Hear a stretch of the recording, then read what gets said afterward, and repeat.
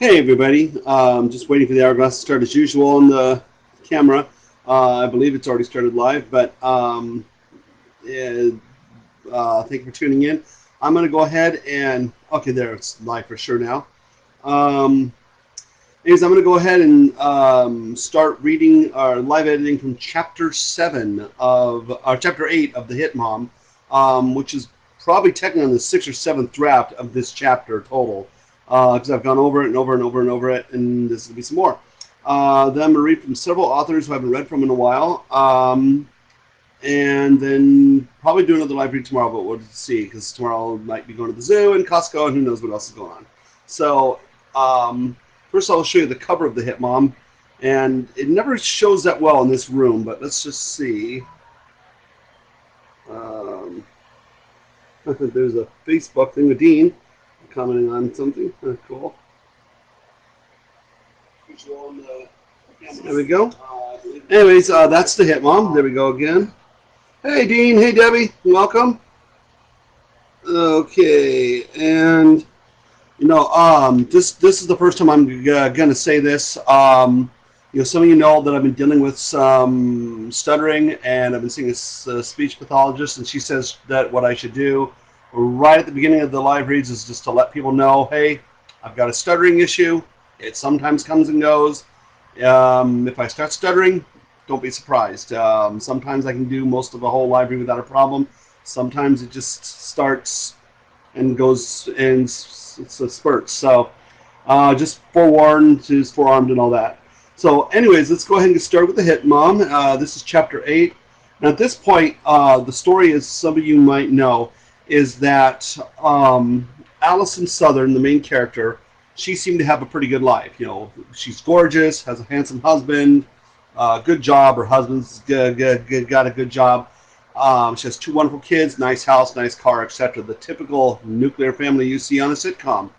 However, today she has found she got fired from her job for doing her job correctly. Came home and found her husband cheating on her. And, well, right now that's all that you know that has happened. But in the long term of what it is after that, she finds out her husband cleaned out her bank account, and she gets assaulted in the alley by a thug, kills him in self-defense, and finds out that he's a hitman, and decides to take over his job. When she finds out who he is, and thus the Hitmom. And I actually add the name in the title, just the title in the book, just for fun on one of the latest updates. So here we go. I'm going to get started in Chapter 8. So this part, she literally just walked out of her house after catching her husband cheating on her. Chapter 8. Completely lost in the moment of catching her husband cheating was the fact that she had missed lunch. Her stomach was twisted into knots, and eating would likely be the last thing any woman would want to do after the events of the last hour or so. That said, however, Allison was a pragmatist, and depriving herself of food would not help her day improve one iota. She drove aimlessly away from her home and found herself suddenly in front of her son's school without any idea why. Both would be out in a few hours. What in the hell was she going to tell her kids? Allison could not bear the thought of her or her children spending another night with Matt, and this created a considerable dilemma. Her children came first, and they always would. Her kids were the reason she had tolerated Matt's narcissism, his vitriolic remarks about her mom and dad, and his utter laziness. Allison fumed as she remembered the innumerable times she had feigned happiness, presenting a distasteful facade of harmony within a disharmonious marriage, just to maintain a veneer of stability. Dominic and Michael, those are her two kids, had made this self-delusion manageable, a bright light in an otherwise dismal and bleak sky in her life. Matt's own twist on the reality of their marriage had played a factor in the veil of contentment they had maintained together. The feckless boor was admittedly a consummate actor, playing at the doting husband on one hand when around friends, then being lassitude personified in their home life. Begrudgingly, she had to credit him that. Matt had elevated mendacity and artifice to an art form. But what about her kids? All about her, the ramparts were crumbling, each stone collapsing in on her as her defenses she had erected in front of them were breached, crushed by the sudden onslaught of a cruel and merciless reality. The shroud she had placed over her children had always been transparent, but it was quickly vanishing, and she did not know what to do. But she had to make sure they were okay. Matt was a low-down, conniving bastard. She had become aware of that mere days after they had married. She had accepted it, but at this moment the realization was a repeated slap in the face, which struck harder and harder each moment while she thought about the enormity of the day's events. The thought of her now estranged husband filled her with a terror that transcended mere angst. She worried about how this would affect her children. The man had not been a doting stepdad, but she knew as well that Matt would not be above a little contrived deceit to turn Michael and Dominic against her. Could that happen? No, never, she shouted as she reclined in the driver's seat, still too rattled to pull away from the curb on the periphery of the school. So instead, she sat there, eyes swollen nearly shut from crying, and her stomach growling louder than ever. The thought of finances skulked its way into the forefront of her mind, pushing aside her hatred of Matt for the moment. She only had her savings and no job prospects at all. She knew that she would need to file for unemployment, but she just could not do it today. Could she grovel to get her job back? Peter was the kind of guy who enjoyed subjugating employees, especially women. Arrogant as it seemed, Allison knew she was strikingly beautiful, and Peter would likely jump at the opportunity for her to prostrate herself before him. A penance of sorts before a man who propped himself up by crushing the souls of others. It would be an excruciating experience, but he would almost certainly rehire her. She scowled at her own image in the rearview mirror for even thinking about it. She considered Hester Prynne in Nathaniel Hawthorne's The Scarlet Letter. Her punishment of wearing the A for adulteress was cruel, almost as unbearable as having to read the book in high school. Yet she knew it would be a mild in comparison to the cavalcade of indignities Peter would make her endure should she dare beg him to forgive her. Okay, so I'm going to put a bookmark in that there.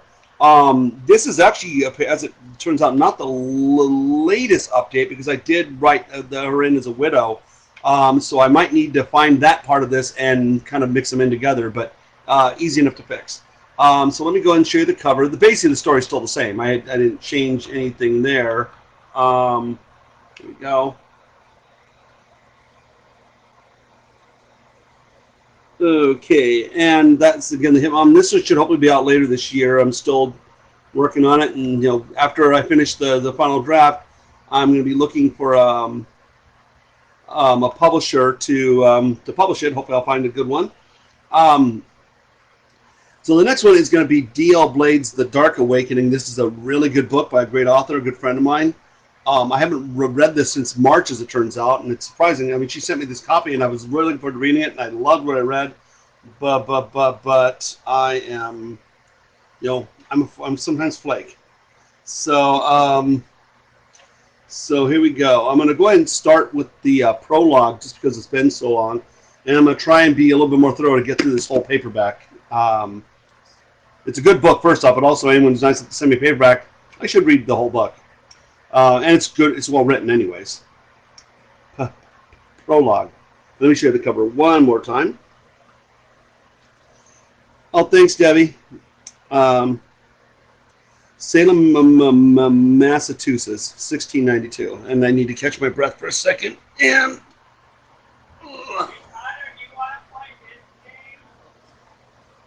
iced coffee, in case anyone's wondering. And there's the link. Thank you, honey. My wing goddess is on the ball as always.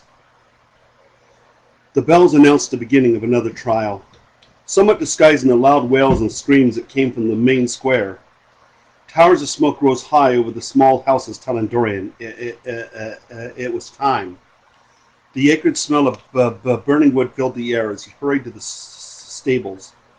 He stuck to the shadows, keeping the chosen one's ritual circle within sight, but not close enough that they could spot him. He couldn't allow them to find out he was there. After all, he wasn't exactly the Coven's favorite person. Well, except for Mercy. Dorian's eyes narrowed as he tilted his head to watch Roland approaching him from the shadows. Oh, my pleasure, Pamela, glad to send. Hey, Richard, how you doing? Oh, wait, you're talking to Debbie about the book. I sent you, yeah, I sent you Victor and Middle School Madness yesterday. I hope you like what I wrote in there. I know you will. um, Careful, Dorian. If they see you, Roland warned. They won't. Dorian turned to the forest, glancing at the ghostly haze creeping through the trees. We don't have much time, Roland whispered, handing him a dagger. Dorian's eyes grew wide as he caught a glimpse of the handle. Is that? Roland nodded, pressing the handle into his palm. If she goes through the ritual, you'll need to take care of it. Do you understand? Dorian paled at the dagger in his hand. He didn't take his eyes off the dangerous blade as he shook his head. I can't do that. I won't. Roland rolled his eyes and curled Dorian's hand around the handle. For a vampire, I'm surprised how easy it is for you to feel. Don't you feel anything? Roland winced at that comment. It's easier not to. You just have to shut it off. Not with her, he said. I can't shut it off with her. The conversation was interrupted by a loud boom that echoed through the sky. The wind howled as the thunder crashed again, as the storm was upon them. Roland peered inside the barn and smiled back at the coven. The children he helped raise and taught were now young adults, ready to be sent off into the world. 8 years of training, and it's come down to this. He looked down at Dorian and placed a hand on his shoulder. When all this is over, you can join the clan, you know. Dorian shook his head. And feed on human blood for the rest of my life?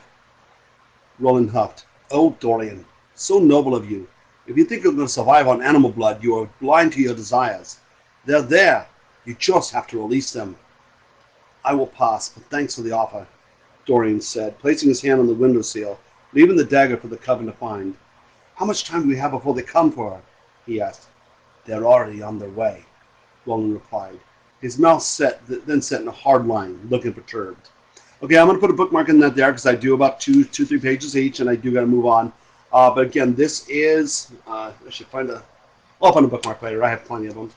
This is D.L. Blade's The Dark Awakening, a really good book. Here's the back page. And it's got some really good quotes about it. This will work as a bookmark. Thank you, honey.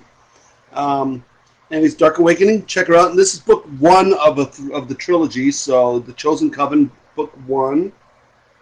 So check it out. Oh, that's funny, Richard. Okay, and speaking of the devil, Richard, you're next. The Lorena. So let's show you this. And, let's see if I can get this to not be so blinded by the light. No pun intended. But my wife's going to share a link of it too, which will show the cover a little bit better than I can get under this lighting here.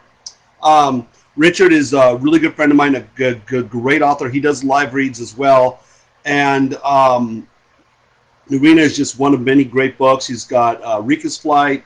He's got, oh my goodness, I'm sorry, Richard, Into the Madness, which is book 3 of the, I have them on my computer. I just am brain dead right now.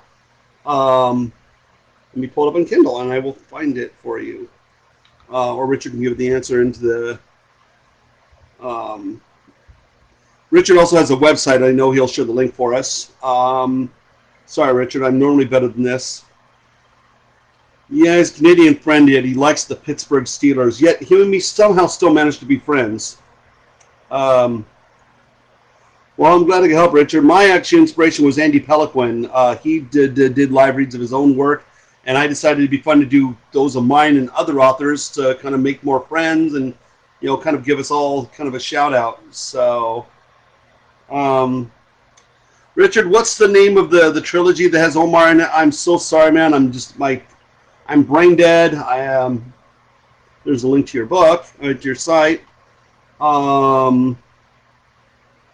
Let's see if I can find it here. Come on. Let's go back here.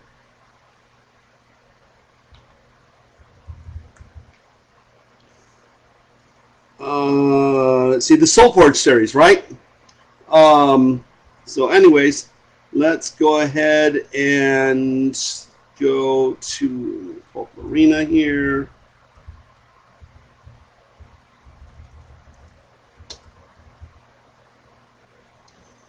Oh man, for some reason this one is not popping up for me to read. I think I'm only able to read this on my iPad. Let me see. Well, that is true. Actually, but I can read it on my phone, so let's do it that way. Let's see. Don't ask me why, but it's the same account. See, I have it on my phone here. You really can't see that, can you? Let's see if this cover comes.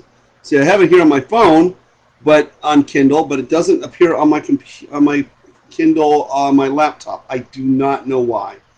But here's the cover again, a little bit better this time. My wife's phone actually is better at showing these covers, but in this case, it seems like it's more popular with mine. Let's see. Okay. Let's see. Go back to where I left off. I know there's a bookmark in here. Come on, Kindle.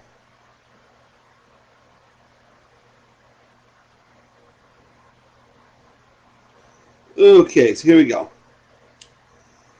Allard had spoken of him once being an important man in the king's army.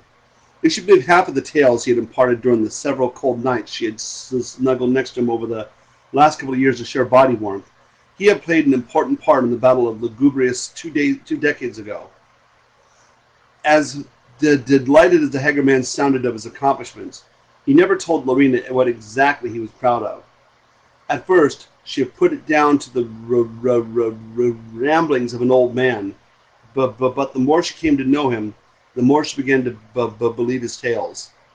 She patted his shoulder and stood adjusting the belt, holding her black tunic against her thin waist. Go Seahawks! Yeah, they're going to finish last place too if they keep using Tim Tebow, by the way. Just telling you that, Pam. She patted his shoulder and stood adjusting the belt, holding her black tunic against her thin waist. Allard reached out but didn't have the strength to bend forward. Promise me you'll get yourself a better weapon. A dagger's fine if all you want to do is sneak up behind someone and cut their neck. But with the enemies you're acquiring, it won't be enough to keep you safe. She blinked as his words sunk in.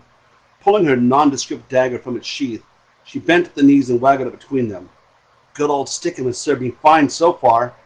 Wow. I'm not touching that remark. You needn't fear, my old friend. Pray for the families of those who chase me. Now that is badass. I like that. She's a tough girl. Good going, Lorena. She stood, sheathed her dagger, and padded quietly in her soft-soled boots to peer out of the end of the alley. It took her a moment to find them, coming down a broken wooden plank walkway fronting the remains of the old section of town. Several large figures made their way toward her hiding spot. She jumped back to Allard and took hold of the burlap, pulling it over his head. They're coming. Best you don't draw attention to yourself. She inspected the darkness at the far end of the alley and took a deep breath. Be safe, old boy. She ran halfway down the dark back street and stopped in the shadows. Something didn't feel right.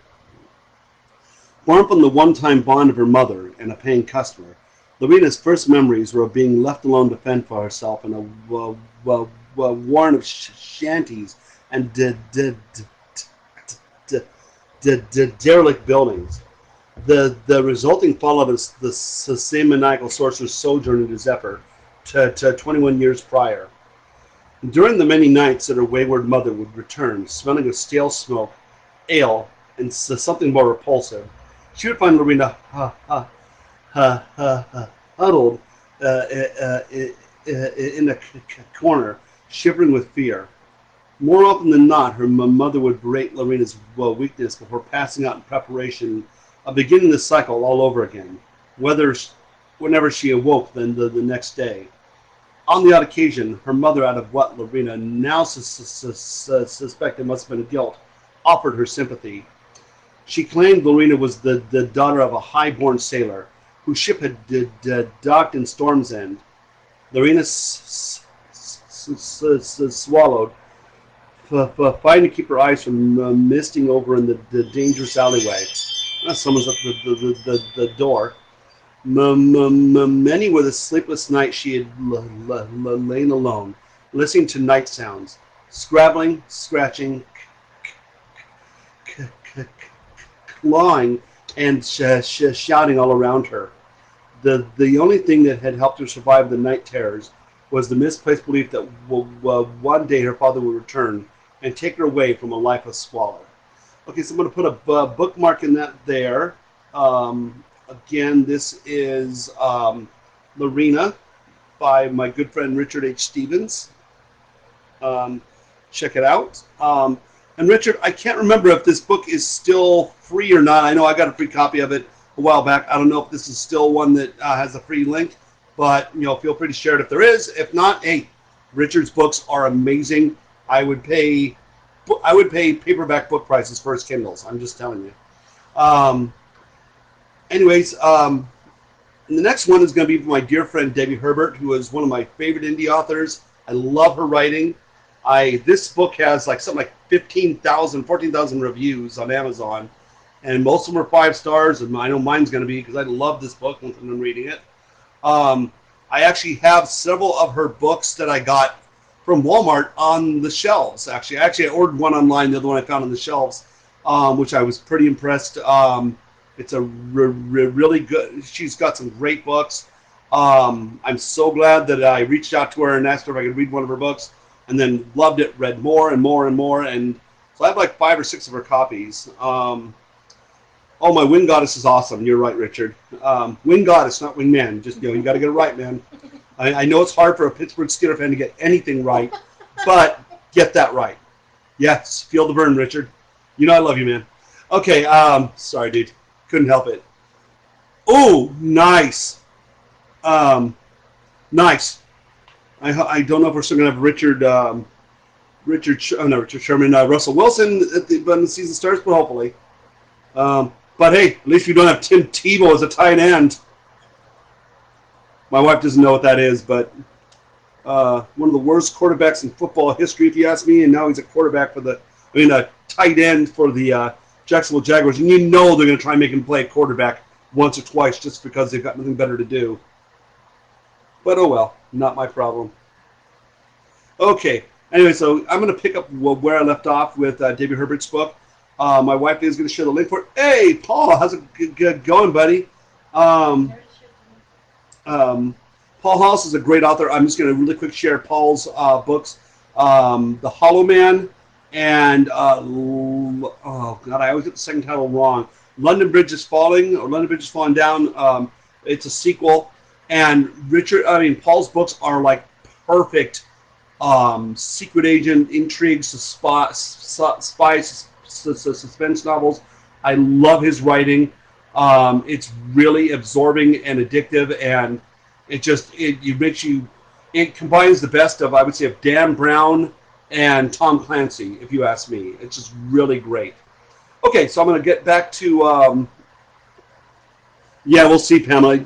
I will go on to bet you a free copy of any of one of my books on paperback that they use them as a tight end once this season.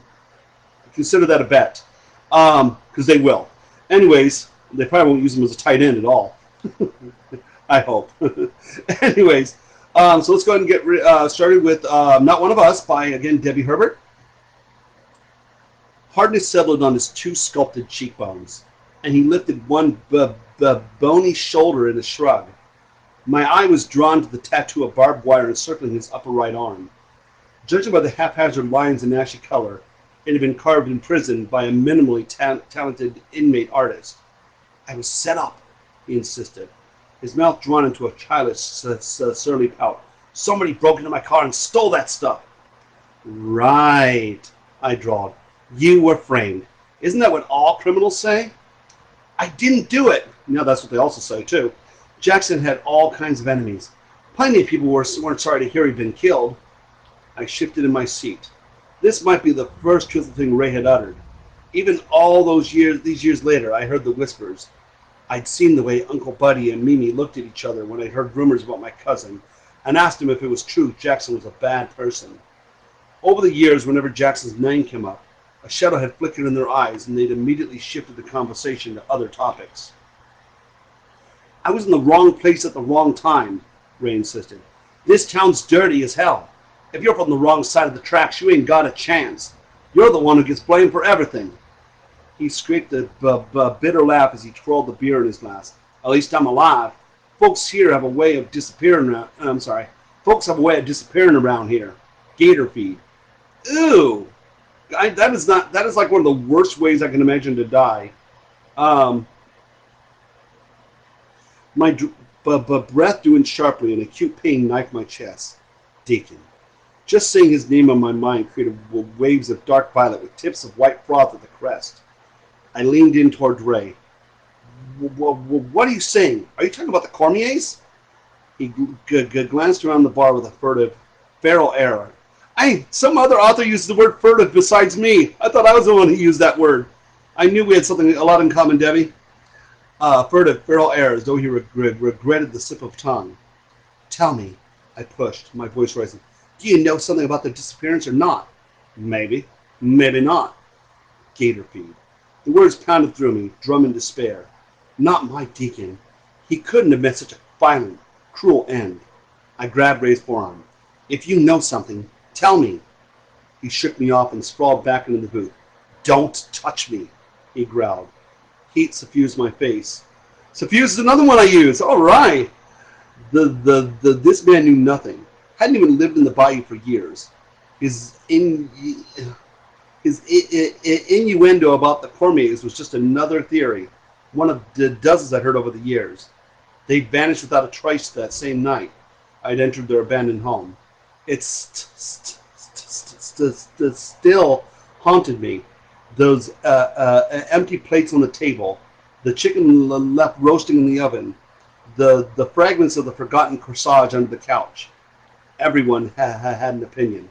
The Cormiers were still alive and had fled the country to avoid legal problems. The Cormiers were murdered by the mafia because Mr. Cormier had dealings with the underworld. The Cormiers were spotted on a Mexican beach and would live in the high life with stolen money. The tales grew more outlandish with every year. At last, I found my voice. I think your imagination went wild with all the free time you had locked up in prison. Free time? He snorted. They worked the shit out of you in prison. I worked 8 hours in the kitchen every day and mopped floors at night. Don't expect pity from me. You ruined my aunt's life. After Jackson died, she lost her grip on reality, and then her husband abandoned her and left town, just so you know. Ray lifted his glass and took a long swallow, his Adam apple bobbing up and down. We all got troubles. My life ain't been no picnic either, Missy. I served my time. You done harassing me? I cocked my head to the side, studying his hard features. What did I hope to gain by speaking with this man? He couldn't care less if my aunt's life had been forever scarred. Must be the alcohol that made me so hell-bent on making sure Ray knew the impact of that long-ago murder. I'd said what I'd come to say.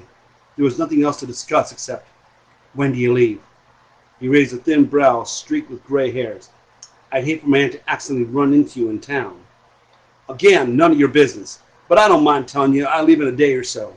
Got some private business to take care of that should set me up nicely when I get back on my feet. While I get back on my feet.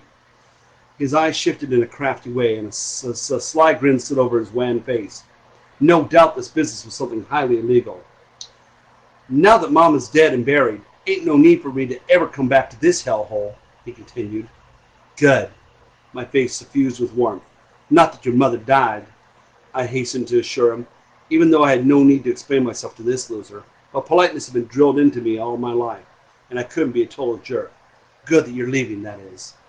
Message delivered. I started to rise to my feet when a group of 4 men with pool cues marched deliberately over to our table. Our raised voices had attracted the attention of the bar bullies. I'd seen them around over the years, always stumbling about half drunk and taking offense at folks for the least provocation. Luckily, they mostly stuck to the back pool room and were uh, uh, uh, uh, uh, uh, easily avoided. But tonight, the beasts had been aroused. Their eyes were their eyes were narrowed to mean slits, and one of them slapped his pool cue menacingly into an open palm. Ray Strickland, the ringleader growls. His thin mouth tightened into a grim line. Can't believe you have the nerve to show your face here. Ray cradled his hands around his beer glass, the calloused knuckles white, emphasizing a row of tatted crosses lining each knuckle joint. I ain't bothering nobody. Dana hovered by my side. Let's go, she whispered in my ear, her hand on my arm. He bothering you? One of the guys asked me. With a start, I realized I recognized this one, Eddie Yeager. He'd been serving several years ahead of me in school, was always being called to the principal's office for fighting or some other mischief. Nope, thanks, Eddie. Y'all go on back to your game. I pushed into slightly unsteady feet. I despised Strickland for what he'd done to my family, but to be fair, I'd been the one to approach him. Men didn't know me from Jack. I had no stomach for fistfights either, especially when it was unfair. Surely Ray had learned a few slick moves protecting himself in prison, but tonight's 4-1 odds meant an ass whooping I'd rather not witness. Why are you showing your face here, Ray? The ringleader asked, not willing to retreat just yet. This is a respectable joint. No convicts allowed. I ain't a convict no more.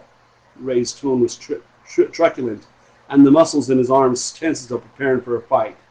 The men edged closer to the table in a semicircle, blocking his exit. Chairs scuffled all around us, and the other patrons sensing trouble and hastening to put distance between themselves and the brawl's epicenter. Dana's grip tightened on my arm, and she pulled me away. Come on! I couldn't abandon Ray to this fate. I should never have approached him. This was all on me. He was just leaving, I offered, pointing to Ray's nearly empty glass. Isn't that right, Ray? I asked, beseeching him to gracefully exit the danger. I really want to keep reading this because this is really riveting. I love this writing, but I do got to move on. My wife's going to share the link to this if she hasn't already. Oh, she already has. What a great book. She's such an amazing author. Let me show you the cover one more time. And I would love to see a movie made of this someday, especially if I get to play Ray. Just kidding. I don't think I'm tough enough to play that guy. Anyways, the next one, I think it's the last one, is Hopebreaker by my friend Dean Wilson, all the way from the UK and Ireland. I think Ireland's in the UK, right? Dean, correct me if I'm wrong here. And this is a great, if I remember right, it's kind of a post-apocalyptic steampunk would be the best description. I haven't read it in a while. My mind's a little bit of a muddle right now. But, oh yeah, sci-fi dystopian. There you go. Let's kind of write about part of it. Yeah, I've never been a convict before. I don't think I ever will be. God, I hope not. Anyways, let's go ahead and get this open. Oh, I got one more after this. Crown of Stones by C.L. Schneider. Sorry. My wife made sure I knew that. I don't like to start and then forget something. So, Hopebreaker. Let's get that open. Okie dokie. Just give me a second here.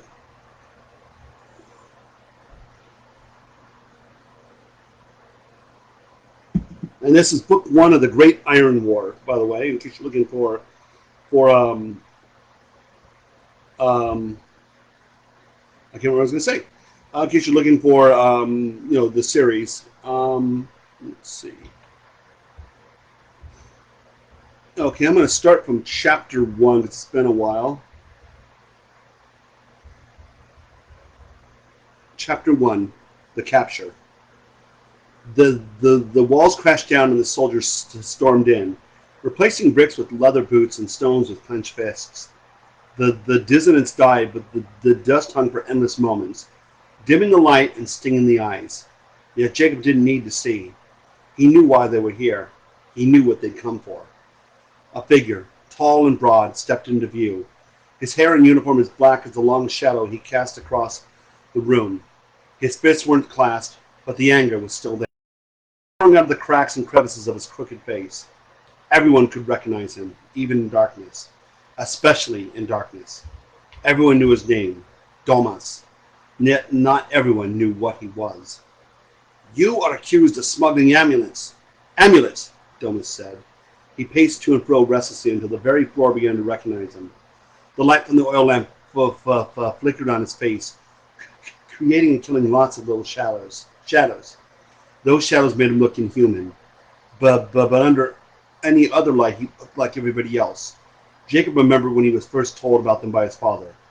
They're like you and I. They walk among us. What evidence do you have? Jacob asked with his typical vocal swagger.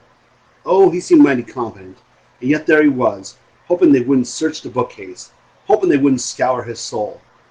Domus drew close, seizing Jacob by the collar. I don't need evidence. Jacob parried Domus's glower with his own.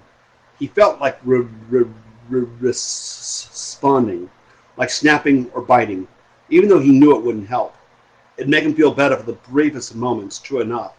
And then, as the soldiers responded with their fists, well, it'd make him feel much worse.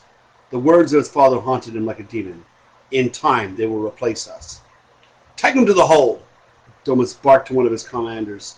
He turned to leave, but halted as something caught his eye. Open your hand, he ordered. It's a bit late to shake it. Open your hand, Domus repeated. He didn't need to give a warning. His tone given up. Jacob offered his left hand, which was empty. A clown as well as a smuggler, Domus said. Your other hand. Jacob reluctantly loosened his grip on the tiny bag of coils he was holding. His all-too-meager payment for smuggling an amulet into the city. Domus snatched it from his grasp. You won't be needing this, he said. In the hold. The rent is free. The soldiers seized Jacob and pulled him outside, where a mechanized wagon waited. One of the many vehicles the regime used to transport its forces and its prisoners. They hauled Jacob up and hurled him into the back of the war wagon, where he banged his head against the iron walls. He heard the cogs and pistons start up, and he heard the roar of the furnace and the rhythm of the wheels. The smell of coal and smoke filled his nostrils and seeped into his lungs, until finally he faded into a halfway place between the waking world and dreams, where he imagined what things might have been like if the demons hadn't come here, if the regime hadn't gained power. Okay, and that was chapter 1. I'm going to put a bookmark in that there. Again, let me show you the cover. Again, this is Hopebreaker, book 1 of the Great Iron War by USA Today bestselling author Dean Wilson, and a good friend of mine from across the sea. What happened there? Oh.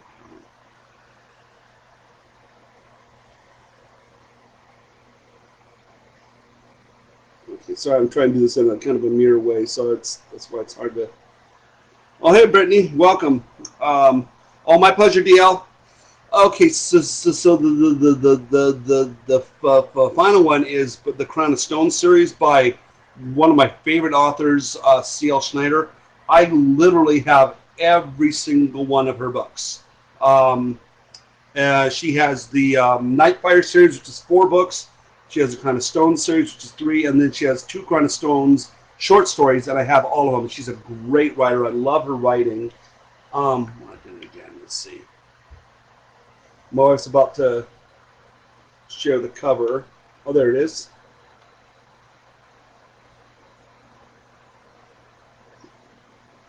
Oh, and it's Magic Price, by the way. Sorry, honey. You put Magic Princess on Magic Price. Okay. Sorry about that, CL, but typo. And she's married to me, so there's gonna be typos. Hey, Jessie Lucci. Jessie Lucci is another great author, and I was reading from her book. My pleasure, Dean. It was a good, great read. I read from Jessie's latest book, Tequila Sheila, the other day. Jessie, please feel free to share a link if you like to Tequila Sheila or your Welcome Watch series or Watchtower City. I'm sorry, I'm brain dead about titles sometimes. Paul, feel free to share your link too. Okay. If you're an author and you're tuned in, feel free to share links to your books. You're welcome to do so. So anyways, let me get on to C.L. Schneider's Crown of Stones. I love this book. The cover is amazing. The writing is just superfluous. I just cannot say enough about her. And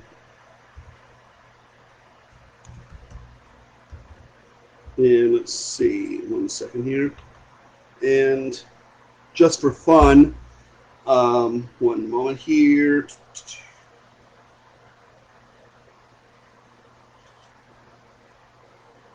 I'm just going to show you that I really do have all her books. Well, that's my Kindle list. It's all the books she has here. If you get a chance to check them out. Again, c.l.schneider on Amazon.com. You can find her books. They're all amazing. That's why I have them all. So let's go ahead and get started. Where I left off here.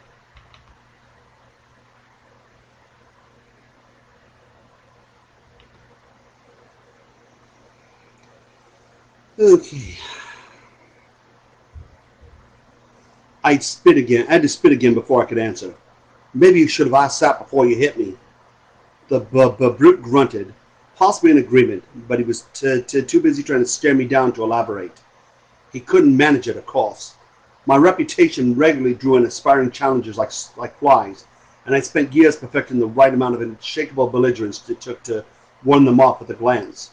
Not to mention that too much ale swam in this one's vein for him to see straight. Still, I let him win. I had to. My nerves were jumping like hot embers from a fire. The effort it was taking to not put the bastard down had spasms running through me. So intense I didn't bother with my cup.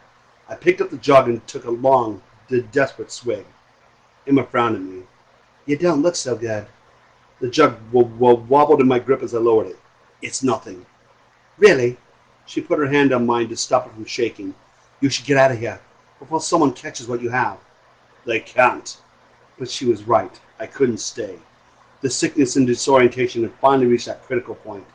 I had two choices now. Continue to deny my body what it yearned for, or give in. I didn't want to even consider the latter. But as long as another was in charge of my spells, it was futile to suffer through the pain of abstinence. Whatever gains I might make would be undone at its whim, not to mention I'd be a vulnerable mess. From here on, there was only one way to stay sharp, to alleviate my symptoms as they came on. I had to cast regularly and willingly, and I had to live with it. I had to let go of the years I spent honing my self-control and fall back into old patterns and using secluded places to gorge myself, learning to get by in small bursts to avoid draining innocence. I had to accept that once more my life would be measured by how long I could last between spells. I hated being that weak, yet I saw no way around it. Fucking witch, the blacksmith slurred, breathing his hot, still wine breath in my face. Your kind drinks from the trough outside. Let me show you. He put a hand on my arm. Ooh, don't do this. Don't put your hand on his arm, I'm telling you. Emma gave me a grim look, like she knew I was on the verge of doing very nasty things to him. Go, she urged me, but I didn't want to anymore.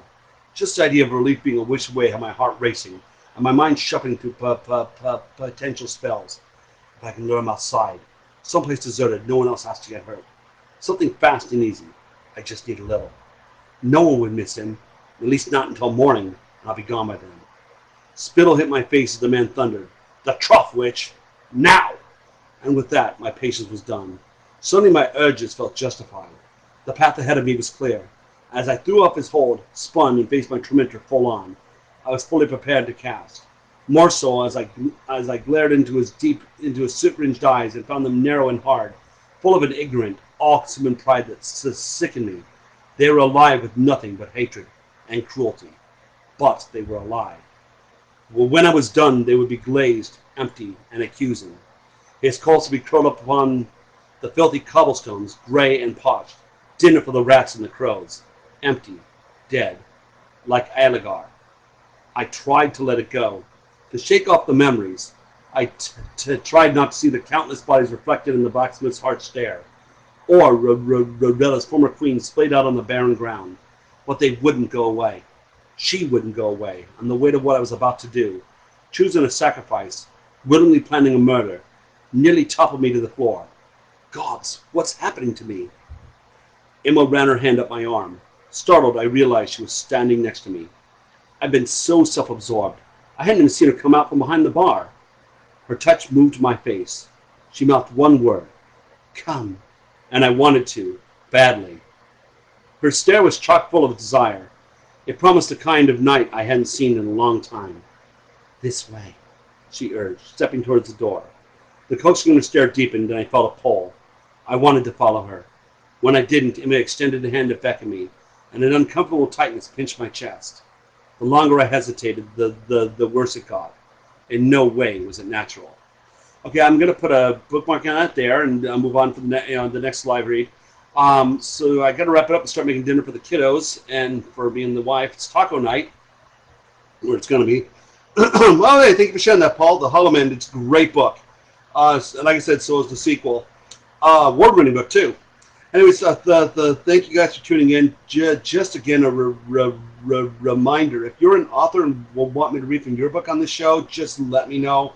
Those of you who are tuned in already know I don't ask for anything, just your permission to do it. So you don't have to send me a copy. This is just something I do for fun. So I can always, you can send me a couple of pages, or I can read from Amazon, look inside, or whatever. So just let me know if you want me to read from your book on one of these things. I do it 2 or 3 times a week, and we'll make it happen. Anyways, thank you guys all for tuning in. Thanks for letting me read your books, and I'll see you guys next time. Bye-bye.